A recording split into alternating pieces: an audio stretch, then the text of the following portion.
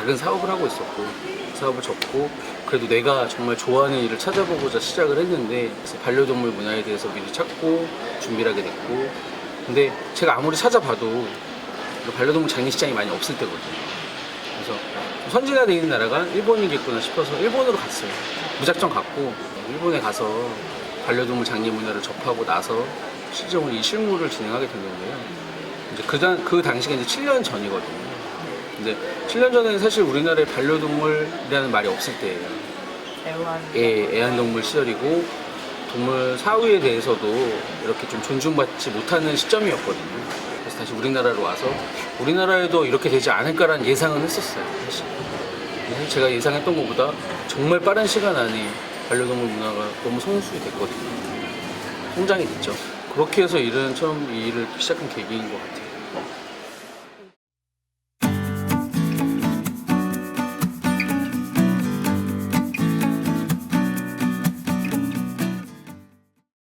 제가 최근에 데이터를 하나 봤는데 반려동물을 아기 때부터 키워서 아이들의 마지막까지 지켜주시는 분들이 현재 우리나라의 8%가 되지 않는다고 하더라고요. 제가 체감하고 있는 아이들의 마지막을 지켜주시는 분들은 생각보다 그래도 좀 많은 것 같아요.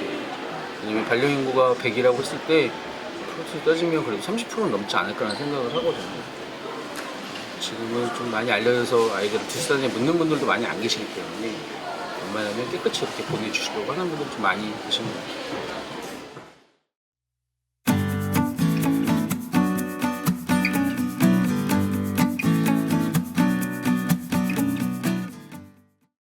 현재 우리나라의 반려동물 장례식장은 27곳입니다.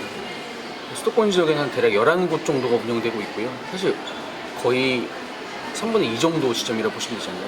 뭐 전국에는 많이 활성화되어 있지는 않거든요. 비례해서 보면 사실 우리나라에 시립이나 국공립으로 된 반려동물 장례식장은 없거든요.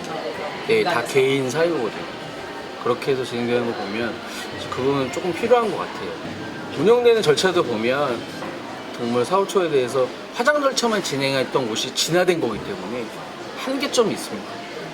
아이들의 존중을 해주면서 보내는 곳이 제가 알기로는 정말 손꼽아질 정도거든요. 거의 대부분은 좀 낙후된 시설로 화장 절차만 진행되고 있다고 보시면 됩니다.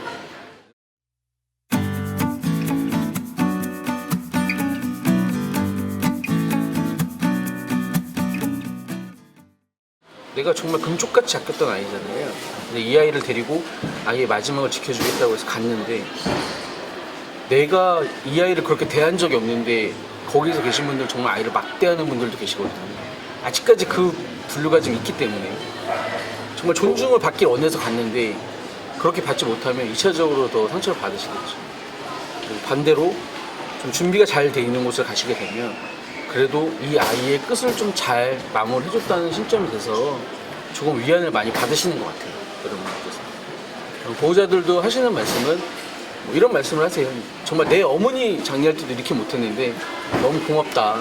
이렇게 이야기하시는 분들도 많이 계세요.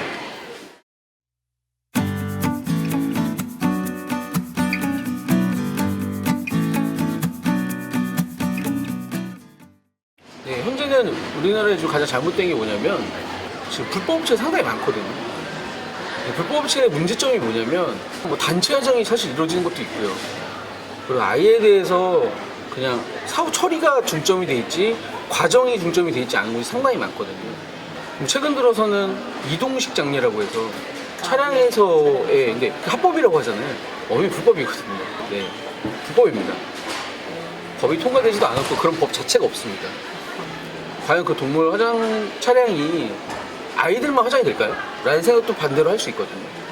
현재 법규상으로는 이동식 차량으로 화장을 진행하게 되면 현재 법규상으로는 벌금이 처해진다고 나와 있어요. 지금 만약에 그 부분이 제어가 되지 않으면 좀 다시 한번 거꾸로 돌아가는 시점이 되지 않을까 생각을 합니다.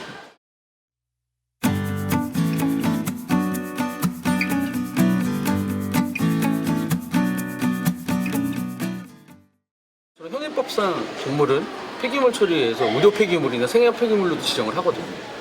그런데 반대로 또 동물보호법에는 정식으로 등록되어 있는 동물 장묘 업장에 가서 아이의 화장 절차를 할 수 있다고 돼 있어요. 동물보호법이 나중에 생긴 법이죠. 적어도 반려동물을 키우는 사람들이 현재 1000만이라고 하면 그 사람들의 정서를 고려해서 그 폐기물로 지정한다는 글자 자체만은 좀 빼줘야 되지 않나 생각을 했어요. 정말 많은 분들이 그 법규의 그 글자 자체를 어떻게든 빼고 싶은 많은 노력을 하고 계신 것 같아요. 그래서 그 부분은 분명히 바뀌어져야 된다고 생각을 합니다.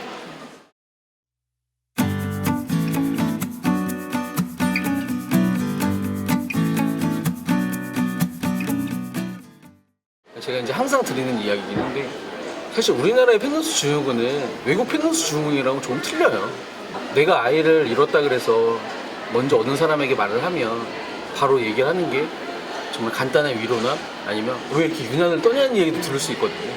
그렇기 때문에 말을 못해요, 사람들이. 그래서 혼자 정말 스스로 꽁꽁 앓고 계시거든요. 이해받지 못한 슬픔이라고 해요, 흔히들.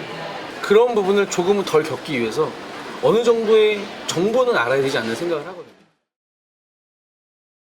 펜던스 증후군에 대한 정의를 살펴드리면, 반려동물을 떠나보내도 감당하기 힘든 상실감에서 오는 슬픈 감정, 그 이상의 심적인 고통으로 해석을 한다라고 되어 있습니다.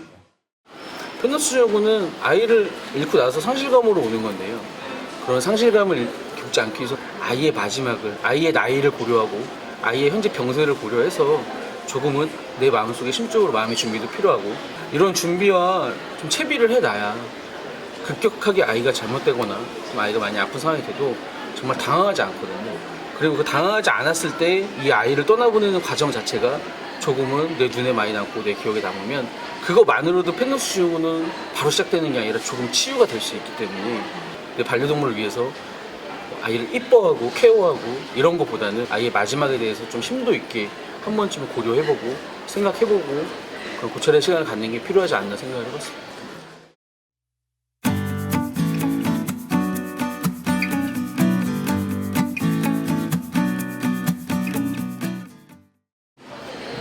사람의 장례와 아이들의 장례는 그런 것 같아요. 사람은 나보다 윗사람들을 많이 장례를 치르거든요. 반려동물은 사람의 정서는 나보다 밑에, 나보다 자식, 나보다 동생 개념이기 때문에 그 슬픔이 좀 더 큰 것 같아요. 사람의 장례식처럼 모든 장례가 치러지거든요. 단지 시간이 약식으로 변경이 된 거죠.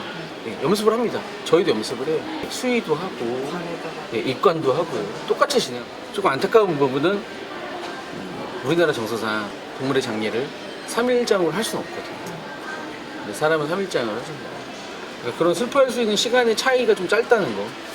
근데 이 시간이 짧다는 거에 반면에서 아이가 숨을 거두고 나서 너무 빨리 장례를 진행한다는 부분이 아니었던 것 같아요.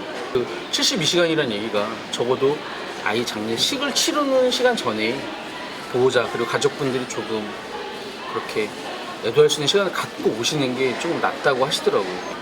이제 기존에는 그렇게 할 수가 없었거든요.